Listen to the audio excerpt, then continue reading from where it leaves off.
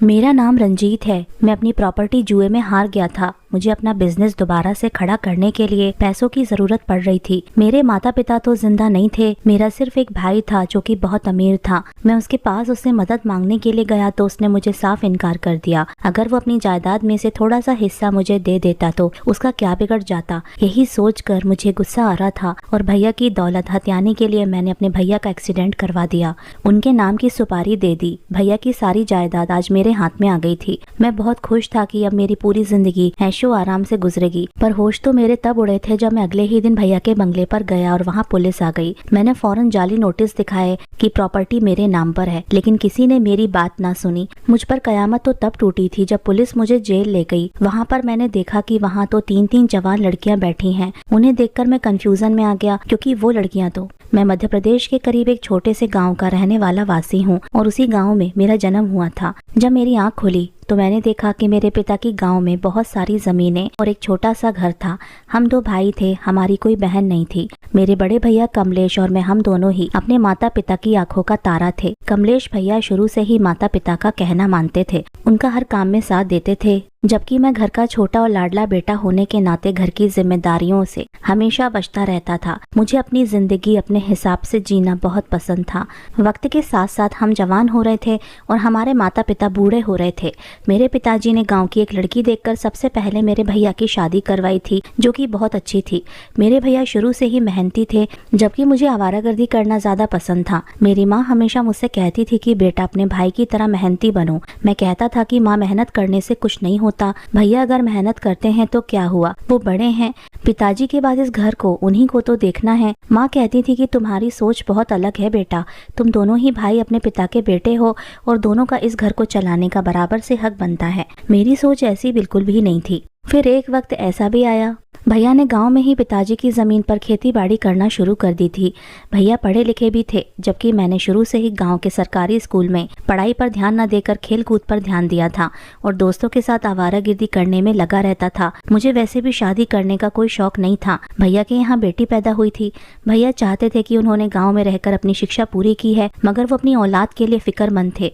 वो चाहते थे कि उनकी औलाद शहर में पढ़े लिखे, इसलिए उन्होंने फैसला किया कि हम सब ये गाँव छोड़ देते हैं, हम शहर चलते हैं, वहीं अपनी जिंदगी गुजारते हैं। माँ इस बात के लिए राजी नहीं थी। उन्होंने कहा कि बेटा, तुम लोगों का जन्म यहाँ पर हुआ है, तुम लोगों की परवरिश मैंने इस गांव में ही की है, तुम लोग अपने गांव को छोड़कर क्यों जाना चाहते हो। भैया कहने लगे, माँ मैं चाहता हूँ कि गांव की जमीन और घर बेचकर शहर में घर ले लूँ और बाकी के बचे हुए पैसों से कारोबार शुरू कर लूँ। माँ भैया की बात मानकर राजी हो गई थी, मगर मैं बीच में बोल गया था। मैंने कहा था कि भैया, पिताजी की जायदाद आप इस तरह से नहीं बेच सकते, मुझे अपना हिस्सा चाहिए, क्योंकि ये घर और पिताजी की जमीन जितनी आपकी है उतनी मेरी भी है। भैया मेरी बात सुनकर हैरान रह गए। वो किसी से कुछ भी कह नहीं सकते थे। वो जानते थे कि मैंने कोई काम धंधा नहीं किया और वो चाहते थे कि वो शहर में जाकर अच्छा बिजनेस करें, ताकि हमारा पूरा परिवार एक साथ रह सके और सुकून की जिंदगी गुजार सके। मगर मेरे इस तरह के कहने पर भैया ने कुछ नहीं कहा और हम दोनों भाइयों में पिताजी की जायदाद आधी आधी बट गई थी। हम लोग शहर पहुंचे तो वहां जाकर हमने अलग अलग घर खरीद लिए थे।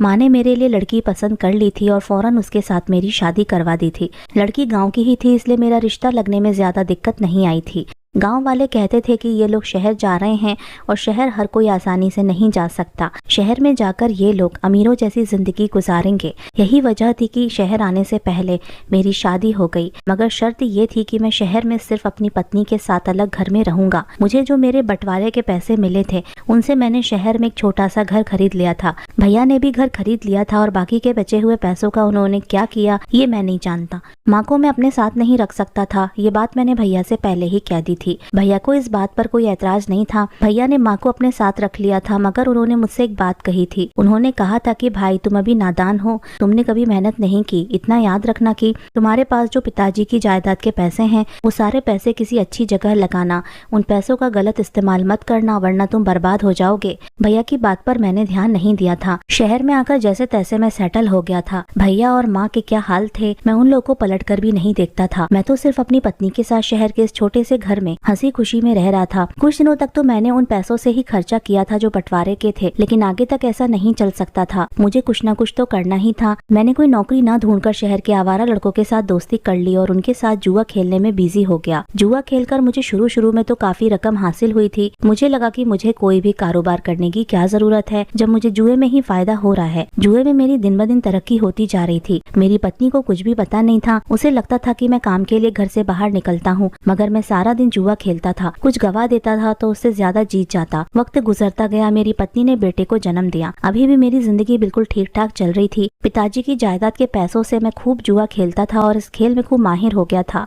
एक दिन मेरे पास भैया का फोन आया। उन्होंने कहा, रंजीत घर आ जाओ, माँ का देहांत हो गया। ये सुनकर मेरे होश उड़ गए, मेरी आंखों में आंसू आ गए। मैं अपनी पत्नी को लेकर भैया के बताए हुए एड्रेस पर गया तो ये देखकर हैरान रह गया कि भैया किसी छोटे और मामूली घर में नहीं बल्कि बहुत बड़े बंगले में रह रहे हैं। वहाँ मेरी माँ का अंतिम संस्कार हुआ। मेरी आंखें फैल गई थी कि मेरे भाई ने तो पिताजी की जायदाद बेचकर अपना काफी अच्छा कारोबार कर लिया है और मैं कहाँ हूँ। जुआ खेल कर खूब सारे पैसे कमाने के बाद भी मैं एक छोटे से घर में रह रहा हूँ। ये सब देख मेरा दिल तो दुखा था, मगर मैं कुछ नहीं कर सकता था। फिर जैसे धीरे धीरे मेरी बर्बादी के दिन शुरू हो गए। मैं धीरे धीरे अपना सब कुछ जुए में हारने लगा था और अब वक्त के साथ साथ मेरी पत्नी को भी पता चल गया था कि मैं कोई कारोबार नहीं करता बल्कि जुआ खेलता हूँ। उसने घर में मेरे साथ झगड़ा करना शुरू कर दिया था और अब मैं जुए की लत में इतना ज्यादा बेकार हो चुका था कि मैं अपना काफी कुछ गवा बैठा था। अब मेरे पास गंवाने के लिए कुछ भी नहीं था। इसलिए मैंने फैसला किया कि जिस घर में मैं रहता हूँ वो घर भी मुझे बेच देना चाहिए। जब मैंने अपनी पत्नी से कहा कि मैं ये घर बेच रहा हूँ और हम लोग किराए पर जा रहे हैं, तब उसने बहुत हंगामा किया।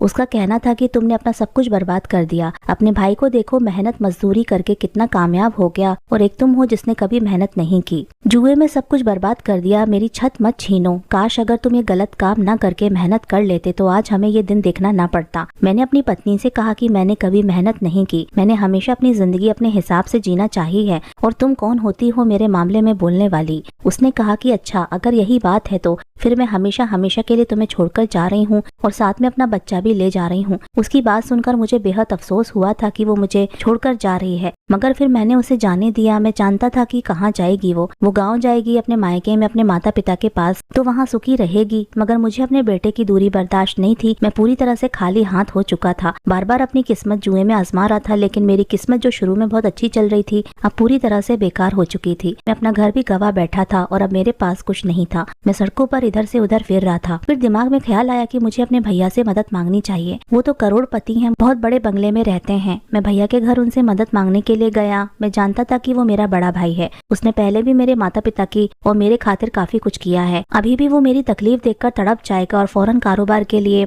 5 लाख मुझे दे देगा। मैं जैसे ही उसके घर दरवाजे पर पहुंचा तो देखा कि वो अपने घर के दरवाजे से निकल रहे थे। मैंने फौरन भैया को पकड़ लिया और कहा कि भैया मेरी बात सुनो, मुझे आपसे बहुत जरूरी बात करनी है। उन्होंने कहा कि हाँ बताओ क्या बात है। मैंने कहा भैया मुझे पैसों की सख्त जरूरत है। मेरी बात सुनकर भैया ऐसे अनजान बन रहे थे कि जैसे मैं उनका कुछ हूँ ही नहीं।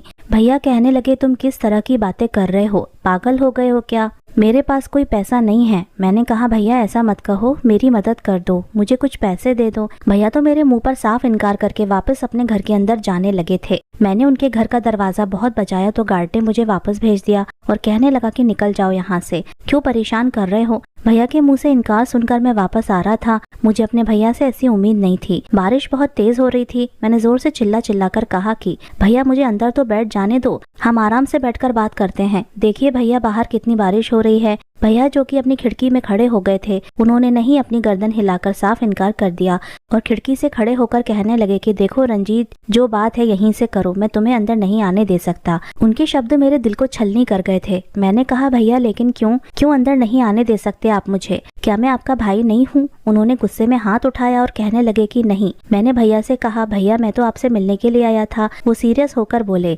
रंजीत जो बात है यहीं पर करो, मुझे बहुत काम है, मुझे तंग मत करो। मैं एकदम से खामोश हो गया था। ऐसा लग रहा था कि जैसे बोलने के लिए मेरे पास सारे शब्द खत्म हो गए हो। मैंने कहा भैया मैंने अपनी जायदाद हार दी है जुए में, मुझे पैसों की जरूरत है, मुझे पैसे चाहिए। अभी मेरी बात पूरी भी नहीं हुई थी। भैया सख्त शब्दों में कहने लगे कि रंजीत देखो, तुम्हारा जो हिस्सा था तुम्हें मिल चुका है और जो कुछ भी है वो मैंने अपनी मेहनत से बनाया है। तो तुम्हें मेरी मेहनत से कोई मतलब नहीं होना चाहिए। तुमने अपनी जायदाद के पैसों को बर्बाद क्यों कर दिया है? मैं इसमें कुछ नहीं कर सकता। ऐसा कहकर भैया ने खिड़की का पर्दा बंद कर दिया था और फिर अंदर चले गए। मैंने उन्हें आवाज देकर बुलाना चाहा तो गार्ड ने मुझे रोक लिया और कहने लगा, देखो यहाँ से चले जाओ वरना हमारी नौकरी खतरे में पड़ सकती है। मैंने कहा, तुम्हारा दिमाग तो ठीक है, ये मेरा भाई है, मेरा सगा भाई, मुझे अंदर जाने दो। गार्ड बोला, वो थोड़े गुस्से में है लेकिन ठीक हो जाएंगे। मैंने गार्ड को अपनी सफाई देनी चाहिए थी लेकिन वो भी किसी ढीठ से कम नहीं था। उसने मेरी एक भी न सुनी और खामोशी से मेरा हाथ पकड़कर मुझे घर से बाहर निकाल दिया। मैं बारिश में भीग रहा था लेकिन वहां पर किसी को भी मेरी परवाह न थी। इसी के चलते चलते मुझे सड़क पर ठोकर लगी और मैं मुंह के बल नीचे गिर गया। मेरी ठोड़ी से खून भी बहने लगा था लेकिन वहां पर कोई ऐसा नहीं था जो मेरी परवाह करता। मैंने वही पत्थर जो मेरे मुंह पर लगा था उठाकर पूरी ताकत के साथ सड़क की दूसरी तरफ उछाल दिया। फिर चेहरा आसमान की तरफ करके चिल्लाते हुए कहने लगा कि देख लेना कमलेश, मैं तेरा जीना दुश्वार कर दूंगा। जिस जायदाद पर तू उछल रहा है वो मैं तेरे हाथ से सब कुछ छीन लूंगा। तेरे पास एक फूटी कौड़ी भी नहीं रहने दूंगा। वो दिन मेरे लिए बहुत मुश्किल था। मेरे ख्याल से मेरी जायदाद जा चुकी थी, रिश्ते जा चुके थे। मेरी पत्नी मुझे छोड़कर अपने मायके चली गई थी। उसने बेटे की शक्ल तक नहीं दिखाई थी। इतनी बरसती हुई बारिश में बैठने के लिए मेरे पास कोई ठिकाना तक नहीं था। यहाँ तक कि पेट भरने के लिए भी रोटी तक का पता नहीं था। कितनी देर तक मैं इसी तरह से चलता रहा, यहाँ तक कि मेरा बदन धीरे धीरे कांपने लगा था क्योंकि बारिश बहुत तेज हो रही थी और ये बारिश भी जाती सर्दियों की बारिश थी जो बीमार कर देती है। मेरे हाथ पैर नीले पड़ने शुरू हो चुके थे लेकिन मैं भी जिद में इसी बारिश में चल रहा था। मेरे लिए क्या मुश्किल था, किसी भी दुकान के नीचे बैठ जाता। पता नहीं कि इसमें मैं खुद से कोई बदला लेना चाहता था या शायद खुद को ही तकलीफ पहुंचाना चाहता था। जब मेरी हालत बेहद खराब हो गई थी तो मैं सड़क की एक तरफ गिर गया था। मुझे कोई भी होश नहीं था। बाकी सारी रात में इसी तरह सोचता रहा। शायद कोई और भी मेरे पास था जो थोड़ी थोड़ी देर के बाद मुझे दवाई दे रहा था और उसी ने अपने पास से कंबल भी मेरे ऊपर डाल दिया था। मैंने आंखें खोलने की बहुत कोशिश की थी लेकिन बेहोशी की वजह से मेरा बुरा हाल था। पता नहीं कितनी देर तक ही मैं इसी तरह लेटा रहा। जब आंख खोली तो देखा कि मैं खाली कमरे में हूँ जहाँ नीचे जमीन पर एक कपड़ा बिछा हुआ है और उसी कपड़े के ऊपर मैं लेटा हुआ हूँ। सिर्फ इतना ही नहीं, आसपास का एक पानी का घड़ा और दीवारों का पान की थूक के निशान भी बड़े साफ दिखाई दे रहे थे। वो घुटन भरा था, छोटा था और छत भी काफी नीचे थी। वहां से मैं कोई अंदाजा भी नहीं कर पाया था कि मैं किस जगह पर मौजूद हूँ। कुछ देर में मैं इसी तरह से लेटा रहा था। फिर हिम्मत करके कमरे से बाहर निकला तो वो जगह बहुत ही अजीब थी। पता नहीं हमारे शहर का कौन सा इलाका था, मैंने पहले कभी नहीं देखा था क्योंकि कमरे से निकलते ही बाहर की गली शुरू हो रही थी और गली इतनी तंग थी कि जब तक भीड़ के दो लोग एक दूसरे के आपस में ना टकरा जाएं उनके लिए वहां से गुजरना दुश्वार हो जाएगा। मैंने सर उठाकर ऊपर देखा तो बिल्डिंग भी काफी ऊंची ऊंची थी, बल्कि बिल्डिंग नहीं वो काफी सारे चौबारे थे। मैं खड़े होकर सामने वाले चौबारे को देख रहा था। वो इमारत भी काफी लंबी थी। शायद मैं ऐसे ही घूमते घूमते बहुत पुराने मोहल्ले में आ गया था। मैंने इर्द गिर्द देखा तो सुबह का समय था और ज्यादा भीड़ भी नहीं थी, लेकिन सड़क पर बिखरे हुए कूड़े के वजह से इतना अंदाजा जरूर कर पा रहा था कि जो दुकानें बंद थी वो जरूर फूलों और पान की दुकानें थीं। लेकिन मुझे यहाँ पर लाया कौन था, ये सवाल मेरे दिमाग में घूम रहा था। मेरे भैया का घर तो काफी बड़े इलाके में था और उनके इर्द गिर्द मुझे याद नहीं कि कौन सी जगह थी। मैं अपनी सोचों में गुम वापस आकर कमरे की दीवार से टेक लगाकर बैठ गया था और फिर से वही सोचने लगा कि मुझे यहाँ पर कौन लाया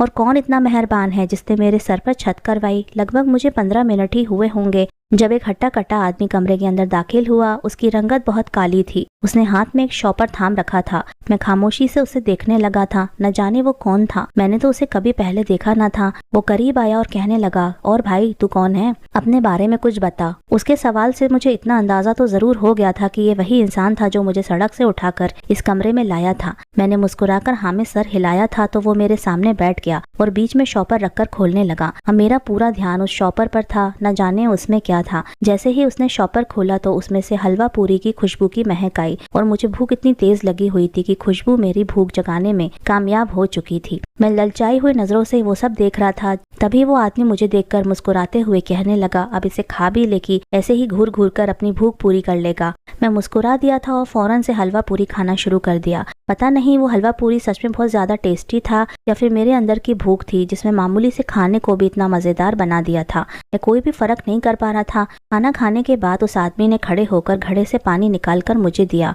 फिर खुद भी पीने लगा। कहने लगा, चल अब बता कि कौन है तू और कहाँ से आया है। मैंने कहा, क्या तुम मुझे रात यहाँ पर लेकर आए थे? बात का तो मुझे यकीन था कि वही इंसान मुझे लाया होगा, लेकिन फिर भी ना जाने क्यों मैंने उससे ये सवाल पूछ ही लिया। मेरे सवाल के जवाब पर उस आदमी ने पहले तो मुझे गंदी सी गाली दी, फिर कहने लगा कि हाँ मैं ही तुझे लाया हूँ, अगर नहीं लाया होता तो तू अब तक का वहीं पड़ा होता। चल शाबाश, मेरा टाइम बर्बाद मत कर और अपनी कहानी बता कि कौन है तू और वहाँ पर कैसे पड़ा हुआ था।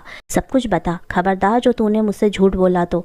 पहले मेरे दिल में ख्याल आया कि मुझे इस आदमी से झूठ बोल देना चाहिए, न जाने वो कौन था, लेकिन फिर मैंने झूठ बोलने का इरादा रद्द कर दिया था और सोचा कि मेरे पास कौन सा दौलत या जायदाद पड़ी हुई है जो इसे सच बताऊंगा और यह डकैती कर लेगा।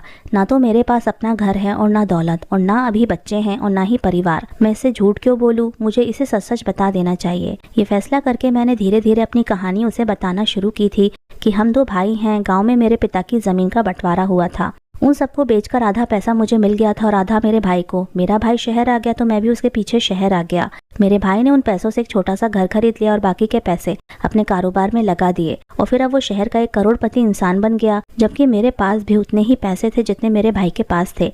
मैंने भी एक छोटा सा घर खरीदा और बाकी के सारे पैसे धीरे धीरे जुए में हार गया। कुछ पैसे तो मैं जुए में जीत गया था जिनसे मैंने काफी मजे भी किए, लेकिन अब मेरे हाथ में कुछ भी नहीं है। हम दोनों भाई एक दूसरे से बहुत कम मिलते थे। यहाँ शहर आने के बाद मुझे जुए की लत और भी ज्यादा पड़ गई थी। पहले पहले तो मैं डरता था, लेकिन जब जीतने लगा तो मैंने बिना सोचे समझे रकमें लगाना शुरू कर दी। मेरी पत्नी ने मुझे बहुत रोका था, लेकिन जब मैंने उसकी बात नहीं मानी तो वो मुझे छोड़कर चली गई और साथ ही में मेरे बेटे को भी ले गई। अब मैं पूरी तरह से खाली हाथ हो गया। मैंने सोचा था कि भाई के पास जाकर उससे कारोबार के लिए पैसे मांग लेता हूँ और अब की बार ईमानदारी से कारोबार करूंगा। जब मेरा कारोबार खड़ा हो जाएगा तो मैं अपनी पत्नी से अपना बेटा लेकर उसे तलाक दे दूंगा, ताकि उसे पछताना पड़े कि वो हीरे को छोड़कर चली गई थी। मगर मैं कुछ नहीं कर सका। भाई ने भी मेरी कोई मदद नहीं की। कुछ देर तो मुझे समझ ही नहीं आया कि मैं क्या कर रहा हूँ। फिर जब मेरे भाई ने मेरी कोई मदद नहीं की और उसने मुझे अपने घर में दाखिल भी नहीं होने दिया, मैंने उसे बहुत रिक्वेस्ट की, मगर उसने मेरी एक ना सुनी और अपने गार्ड को कहकर मुझे धक्के देकर घर से बाहर निकलवा दिया।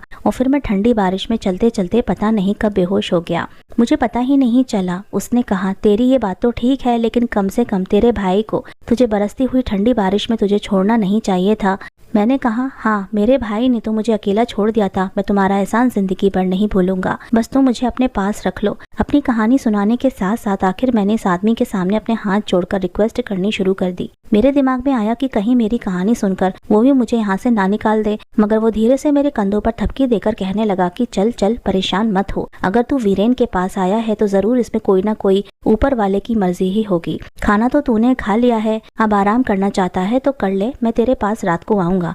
मैंने कहा, तुम पूरे दिन क्या करोगे? मेरे मुंह से फौरन ये शब्द निकले। वो जोर से हंसते हुए कहने लगा, अरे अपन का भी काम है और हमारा काम तो रात में ही शुरू होता है, दिन में हमें कोई काम नहीं होता। मुझे उसकी बात समझ में नहीं आई थी। तभी मैंने फिर से पूछा। मैं समझा नहीं। उसने मेरे बालों पर हाथ फेरते हुए कहा, वैसे तो तूने जुआ खेला है और तुझे मेरी बात समझ में नहीं आ रही है। मैं काफी परेशान हो चुका था। अब की बार वैसे मैंने उसे कुछ नहीं कहा था, लेकिन मेरे एक्सप्रेशन देखकर वो समझ गया था और कहने लगा, तू ये जगह भी नहीं पहचान पाया? मैंने इनकार में सर हिला दिया तो वो अफसोस से गर्दन हिलाकर बोला, अरे इस जगह को तो बहुत से लोग जानते हैं, ये तो मंडी है, मंडी।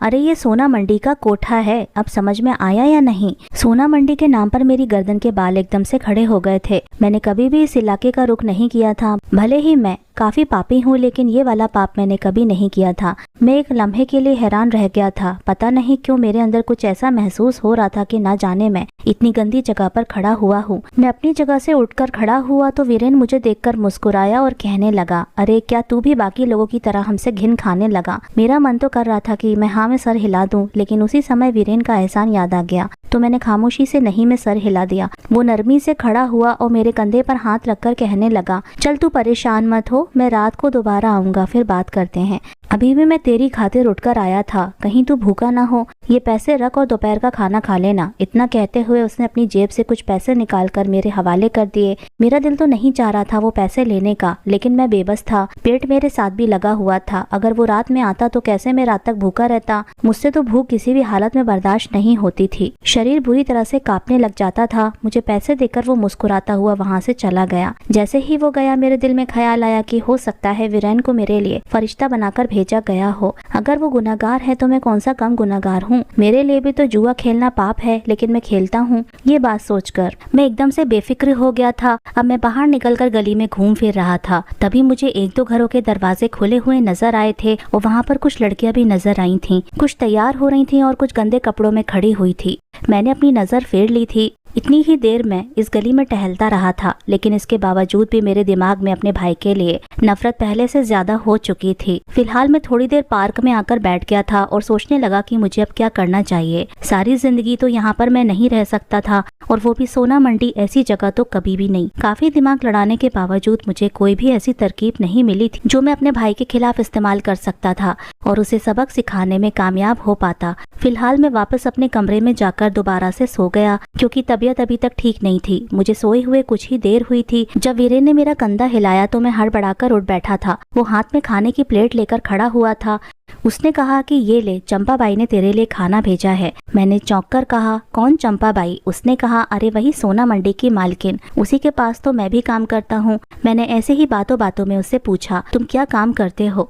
मुझे डर लग रहा था कि कहीं वो मुझे डांट ना दे, मगर फिर भी उसने शर्माना शुरू कर दिया। मुझे उसका शर्माना बहुत ही अजीब लगा था और हंसी भी आई थी। उसने कहा, मैं चंपा बाई का खास आदमी हूँ, किडनैपिंग करना और कत्ल करना यही मेरा काम है। मैंने कहा कि मतलब तुम सोना मंडी में लोगों को मारते हो? मैंने हैरानी से उससे सवाल पूछा था तो वो मुस्कुराते हुए कहने लगा कि अरे नहीं यार, लेकिन एक तरह से तुम्हारी बात ठीक भी है। मैं सोना मंडी में सिर्फ लड़कियों की हिफाजत करता हूँ। कई बार कई अमीरजादे और रईस जादे आ जाते हैं, फिर वो हर हाल में उन लड़कियों को अपने साथ ले जाने की कोशिश करते हैं। तो सिर्फ मैं ही नहीं बल्कि मेरे जैसे बहुत से गुंडे यहाँ पर हर वक्त मौजूद रहते हैं, ताकि कोई भी हलचल हो तो उस मामले को काबू कर सकें। इसके अलावा हम ऑर्डर भी लेते हैं। ऑर्डर? मैंने हैरान होते हुए कहा कि किस तरह के ऑर्डर? उसने कहा, अरे तू तो बड़ा भोला है। अरे तू किस तरह का जुआ खेलता था जब तुझे दुनिया के बारे में कुछ पता ही नहीं है? तो चल मैं बता देता हूँ कि ऑर्डर का मतलब सुपारी लेते हैं। किसी को भी कत्ल करवाना हो, अपनी जगह से उठाना हो या किसी पर कब्जा कराना हो, ये सब काम हम लोग ही करते हैं। बल्कि हमारा एक पूरा सिस्टम है। हम लोग अपने इलाके की न सिर्फ हिफाजत करते हैं बल्कि ये सारे काम हमारी जिंदगी है। वो इतना बोलकर खामोश हो गया था। एक लम्हे के लिए मुझे वीरेन से डर महसूस हुआ था कि सच में उसे देखने से ही वो डरावना महसूस हो रहा था। मैं उससे डरता हुआ थोड़ा दूर जाकर बैठ गया था तो वो अपना पेट पकड़कर हंसते हुए बोला, अरे तू तो बहुत ही डरपोक निकला यार। चल कुछ नहीं होता, डर मत, मैं तो तेरा अपना ही हूँ। जैसे तूने मुझे अपनी जिंदगी की कहानी बताई वैसे ही मैंने भी तुझे अपने बारे में बता दिया। इस बात पर मैंने हाँ में सर हिला दिया। हालांकि मुझे अभी भी उससे ही डर लग रहा था। तभी अचानक मेरे दिमाग में ख्याल आया। इससे पहले मैं बोलकर अपना ख्याल वीरेन को बताता, वो सीरियस शब्दों में कहने लगा, बता क्या आया है तेरे दिमाग में? मैं बड़ा हैरान हुआ था कि मेरे बोलने से पहले ही उसे कैसे पता चल गया था कि मेरे दिमाग में कोई बात चल रही है। अभी मैंने ये भी वीरेन से नहीं पूछा था। तभी वो मुस्कुराते हुए बोला कि यार ऐसे ही तो हम लोगों को नहीं मारते, हमें बहुत ज्यादा नहीं लेकिन 50% तो पता चल ही जाता है कि सामने वाले इंसान के दिमाग में क्या चल रहा है, वो कौन सी बात करने वाला है। चल तू मुझे छोड़, अपनी बात बता, तेरे दिमाग में क्या आया? मैंने हल्के शब्दों में कहा कि यार तू किसी को मारने का क्या लेता है? ये शब्द कहते हुए मैं काफी घबराया हुआ था। वो मेरे कंधे पर हाथ मारकर कहने लगा कि तेरे लिए मुफ्त में ही मार दूंगा, बता किसे मारना है? मुझे क्यों लग रहा है कि जैसे तू अपने भाई को ही मरवाना चाहता है। जैसे ही वीरेन ने ये बात कही तो मेरी आंखें हैरानी से फैलने लगी। वो हंसकर कहने लगा कि चुपचाप, ज्यादा मत सोच। मैंने बताया ना कि मैं इंसान का चेहरा पढ़ लेता हूँ। मैं तुझे यहाँ इसलिए लाया था कि तेरा चेहरा पढ़ लिया था। मैंने सोचा कि तू मासूम है, चल हो जाएगा तेरा काम, लेकिन मैं तुझे एक दिन और देता हूँ ताकि अच्छी तरह से सोच समझकर फैसला कर ले। अगर ये मौका हाथ से निकल गया तो मैं नहीं चाहता कि बाद में तू पछताता फिरे कि तूने अपने भाई को क्यों मरवाया या फिर उसे क्यों नहीं मरवाया। तुझे जो करना है सोच समझकर करना। और ये कहकर वो मेरी जगह पर लेट गया। मैं अपनी सोच में खोया हुआ था। मैं सच में अपने भाई को मारने की कोशिश कर सकता हूँ? मेरे अंदर से एक आवाज निकली थी, लेकिन तभी मेरे दिमाग ने कुछ ना सुना और ना को हाँ में बदल दिया था कि अब उसे मेरा ख्याल नहीं तो मैं उसका ख्याल क्यों कर रहा हूँ। वैसे भी तो दुनिया में सैकड़ों लोग मरते ही हैं, उनमें से एक मेरा भाई भी मर जाएगा तो कोई फर्क नहीं पड़ता। अंदर ही अंदर मैं अपना फैसला करने में कामयाब हो चुका था। तब तक वीरेन भी सो चुका था। मैं धीरे से कमरे से बाहर निकला तो सुबह तक सड़क उजाड़ और वीरान बनी थी। एकदम से वहां जैसे बाहर आ गई हो। पूरी गली में फूलों वाली दुकानें थी जो महक रही थीं।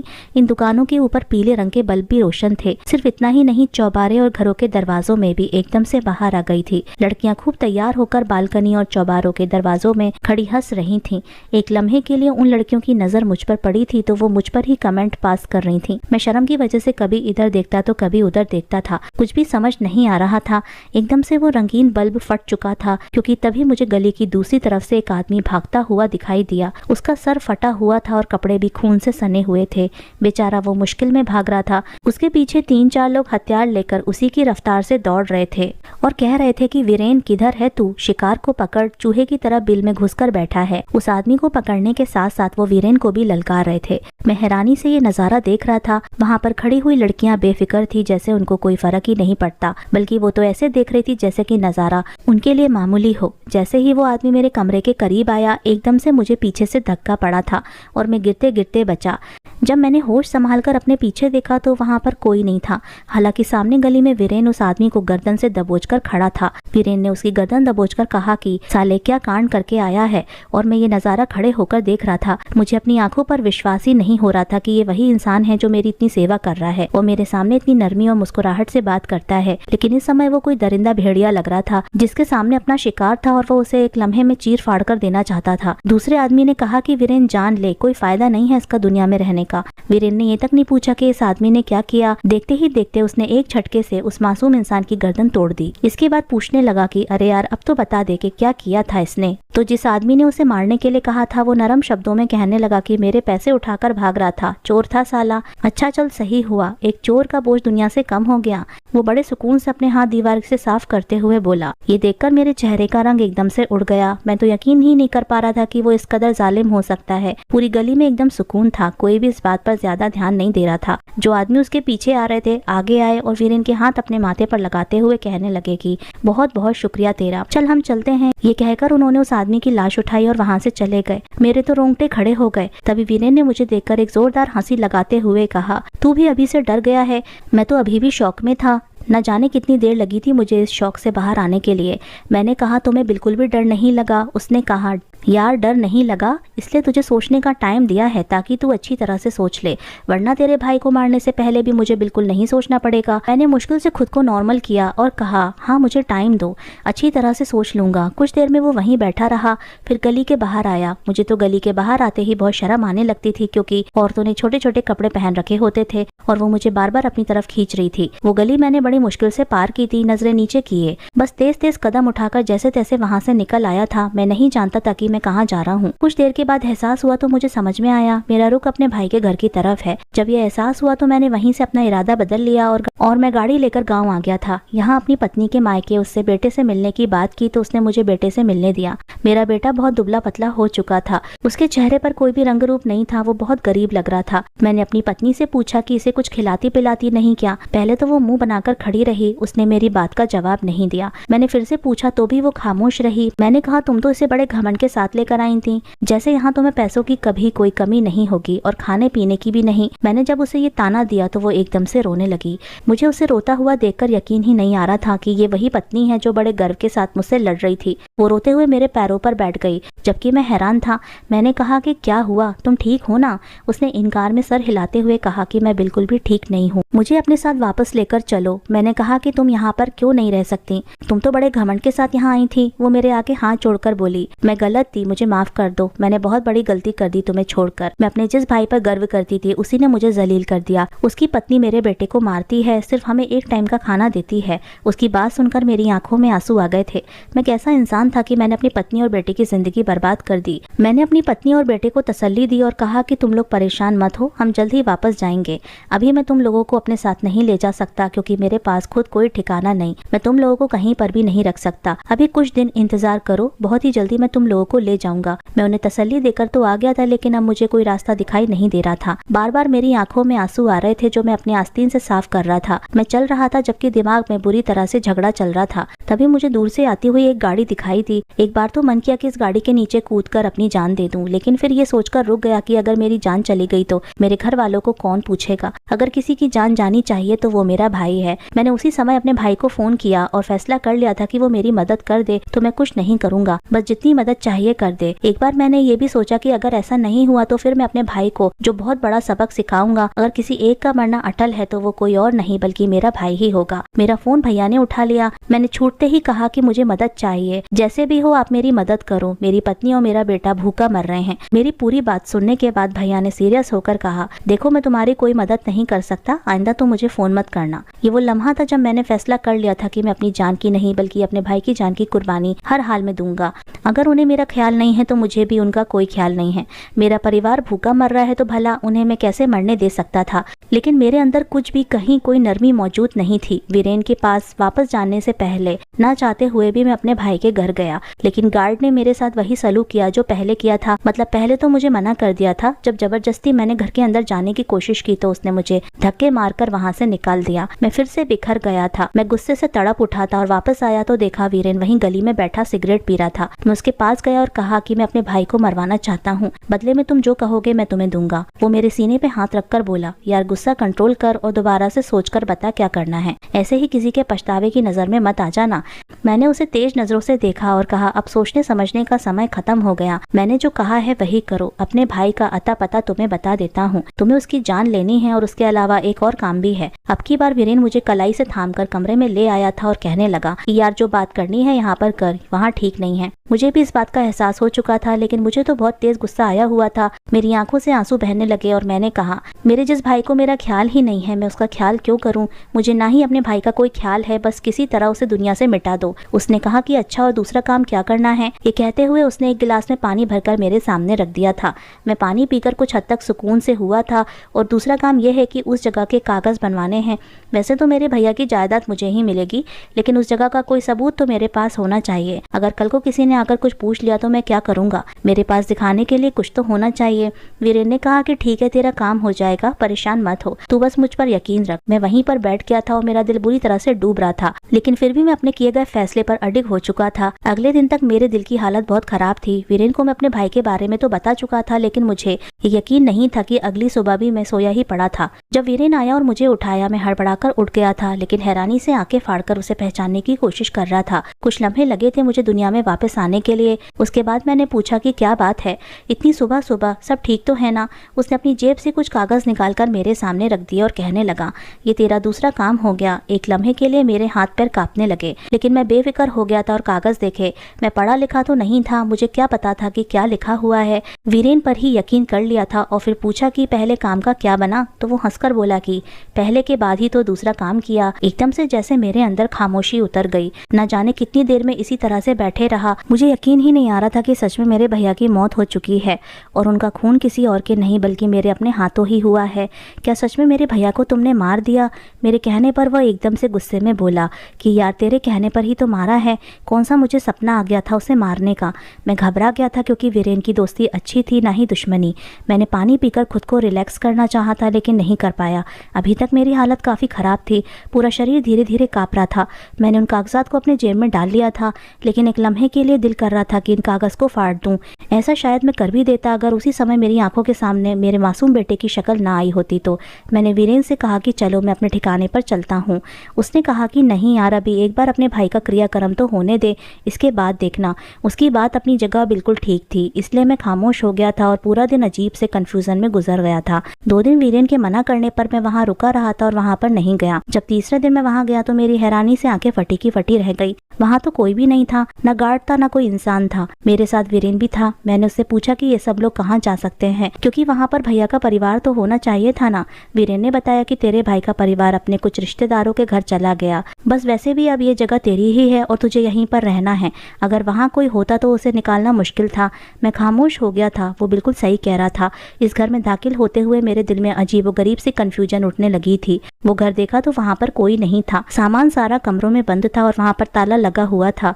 अब मुझे क्या करना चाहिए? मैंने परेशानी से वीरेन से पूछा था। उसने कहा कि देख तुझे जो बेहतर लगे वही कर। मैंने कहा क्या मैं यहाँ अपनी पत्नी और बेटे को लेकर आ सकता हूँ? वीरेन ने कहा कि देख ले। वो तो एकदम से ऐसा हो गया था जैसे उसका किसी भी मामले से कोई लेना देना ही नहीं है। मुझे उस पर गुस्सा भी आ रहा था, लेकिन मैं उसे कुछ भी नहीं कह सकता था। कहता भी तो क्या कहता। मैं वहीं से अपनी पत्नी के पास गया तो आज भी उसकी हालत बिल्कुल ऐसे ही थी। मुझे देखते ही वो रोने लगी। बेटा भी भागकर मेरे पास आ गया था और मेरे गले से लग गया। उसने कहा तुम हमें लेने के लिए आए हो ना? मैंने हाँ में सर हिला दिया, लेकिन मेरे दिल पर छुरियां चल रही थीं। भैया की जान लेने के बाद मैं अपने परिवार को छत और खाना देने के काबिल हो सका था। काश जो गलती मैंने की थी वो मैं कभी नहीं करता और आज इतनी बड़ी नौबत नहीं आती। मैंने अपनी पत्नी से कहा कि चलो मैं तुम्हें लेने के लिए आया हूँ, तुम लोगों का जो कुछ भी है यहीं पर छोड़ दो, मैं तुम्हें अपने घर ले जाऊंगा। मेरी पत्नी ने कहा क्या तुमने घर ले लिया है? मेरी आंखों में आंसू आ गए। मैंने सर हिलाकर कहा कि हाँ, तुम लोगों के लिए अब की बार बहुत बड़ा और महंगा घर खरीदा है, जहाँ पर तुम्हें कोई परेशानी नहीं होगी, जहाँ खाना भी मिलेगा। मेरा बेटा एकदम से खुशी से झूमने लगा था। वीरेन ने मुझे कुछ पैसे दिए थे जिनकी मैंने गाड़ी कर ली थी और अपने पत्नी बेटे के साथ लेकर घर आ गया था, जो कि अब पूरी तरह से खाली था और मेरा हो चुका था। घर के अंदर दाखिल होते ही एक लम्हे के लिए मेरे पैरों तले से जमीन निकल गई थी, क्योंकि वहां पर तो पुलिस खड़ी हुई थी। मैं मुड़ भी नहीं सकता था क्योंकि पुलिस वाले मुझे देख चुके थे। इससे पहले मैं जाने के लिए पलटता एक पुलिस इंस्पेक्टर ने मुझे बुलाया और कहा कौन है तू, इधर आ। अब मेरे पास कोई बहाना भी नहीं था। मैंने खामोशी से जेब से वो कागज निकालकर पुलिस वालों के सामने कर दिए और कहा कि इस घर का नया मालिक मैं हूँ। पुलिस इंस्पेक्टर ने बड़े सुकून के साथ वो कागज देखे और कहा कि इसका पहला मालिक कहाँ है? तो मैंने बिना डरे झिझकते हुए कहा कि वो तो मर चुका है। उसने कहा कि मरने वाले के साथ तुम्हारा क्या संबंध है? एक नया सवाल आया। अब की बार एक लम्हे के लिए मेरे चेहरे पर पसीना आने लगा, जिसे जल्द ही पहुंचकर मैंने कहा कि मरने वाला मेरा बड़ा भाई था। अगर ये कागज मेरे पास नहीं होते तब भी जायदाद मेरे ही हिस्से में आनी थी। मेरी बात सुनते ही पुलिस वाले ने मुझे कॉलर से पकड़ लिया और कहने लगा ये तो हम तय करेंगे कि जायदाद किसके हिस्से में आएगी और किसके हिस्से में नहीं। चल अभी तू हमारे साथ पुलिस स्टेशन चल और अपनी पत्नी और बेटे को भी साथ लेकर चल। मैंने कहा लेकिन मेरा कसूर क्या है? मेरे पास कागजात हैं। मैंने यही बात कही तो पुलिस वाला खामोशी से मेरी बात पर कान धरकर मुझे गाड़ी में बिठाकर अपने साथ लेकर गया था। मेरी पत्नी और बेटा भी डरे हुए थे और मेरे साथ ही थे। मेरी पत्नी बार बार इशारे से पूछ रही थी कि हम क्यों पुलिस स्टेशन जा रहे हैं, तुमने ऐसा क्या कर दिया है? जबकि उसके सवाल पर मेरे पास कोई जवाब भी नहीं था। मैं खामोशी से मुंह नीचे करके बैठा रहा। पुलिस स्टेशन पहुंचते ही देखा तो वहां पर एक लड़की मौजूद थी जिसकी उम्र लगभग 5 साल की थी। मैं उसे नजरअंदाज करके कुर्सी पर बैठ गया। पुलिस इंस्पेक्टर ने कहा कि इस लड़की से पूछ जिसके पिता की जान तेरे कहने पर ली गई है। ये सुनकर मेरे चेहरे का रंग उठ चुका था। मैं चाहकर भी यकीन नहीं कर पा रहा था कि वीरेन ने सारा भंडा फोड़ दिया है। मैंने कहा सर मैंने तो किसी को भी नहीं मरवाया। पुलिस वाले ने कहा कि जिस जायदाद को तू अपनी बता रहा है वो तेरे भाई की नहीं बल्कि एक फैक्ट्री के मालिक की जायदाद है। तेरे भाई की जायदाद तो ये लड़की है, ये वो लड़की है जो तेरे भाई की बेटी है। अब अपने बच्चों के साथ साथ तेरी जिम्मेदारी है कि तू इसकी भी परवरिश करे। मैंने कहा वो मेरे भाई का घर था, वो बहुत ही अमीर है। तो पुलिस इंस्पेक्टर ने हंसते हुए कहा कि किस दौर में जी रहा है? तेरा भाई किसी फैक्ट्री का मालिक नहीं था, ना ही वो उसका घर था, बल्कि तेरा भाई उस घर में ड्राइवर की नौकरी करता था और वहीं पीछे क्वार्टर में अपनी बेटी और पत्नी के साथ रहता था। तूने ना सिर्फ अपने भाई को मारा बल्कि इस लड़की को भी अनाथ कर दिया, सिर्फ अपने लालच के लिए। अब और कुछ कर या मत कर, पहले तो अपनी सजा भुगत और उसके बाद इस लड़की का भी ख्याल रखना। ये सुनकर मैं फूट फूट कर रोने लगा। मुझे समझ में नहीं आ रहा था कि मैं क्या करूं। मेरी तो दुनिया ही उजड़ चुकी थी। जिस काम में मैं हाथ डालता था मेरा वो काम ही बर्बाद हो जाता था। मैं बुरी तरह से रोता हुआ अपने चेहरे को थप्पड़ मारता रहा। तभी वहां पर वीरेन भी आ गया और मैं चिल्लाकर बोला कि तुझे अगर यही करना था तो मेरे भाई की जगह मुझे मार देता। पता नहीं उस समय मेरे रोने में क्या बात थी, पछतावा था, गुस्सा था या फिर जिम्मेदारी का बोझ। पुलिस स्टेशन में सब लोग मुझे देख रहे थे। पता नहीं वो वहां पर न जाने कहां से मेरे भैया भी आ गए। इसके बाद जो हुआ वो अलग कहानी। बाद में वीरेन ने मुझे बताया कि उसने मेरे भाई को मारा नहीं था, बल्कि जो हुआ वो सिर्फ एक नाटक था कि मुझे मेरे लालच का अंजाम मिल जाए। उसके बाद वीरेन ने ही कहा कि तुम्हारे भाई ने मुझे तुम्हारा लालच खत्म करने के लिए पैसे दिए थे ताकि तुम्हें सबक सिखाकर तुम्हें सही रास्ते पर ला सकूं। उस रात बारिश में भी तुम्हारे भाई ने मुझे तुम्हारे पीछे भेजा था। अगर वो खुद आता, हमदर्दी करता तो शायद आज तुम्हें पछतावा ना होता। वीरेन के मुंह से सारी सच्चाई सुनकर मैं भैया के पैरों में गिर गया।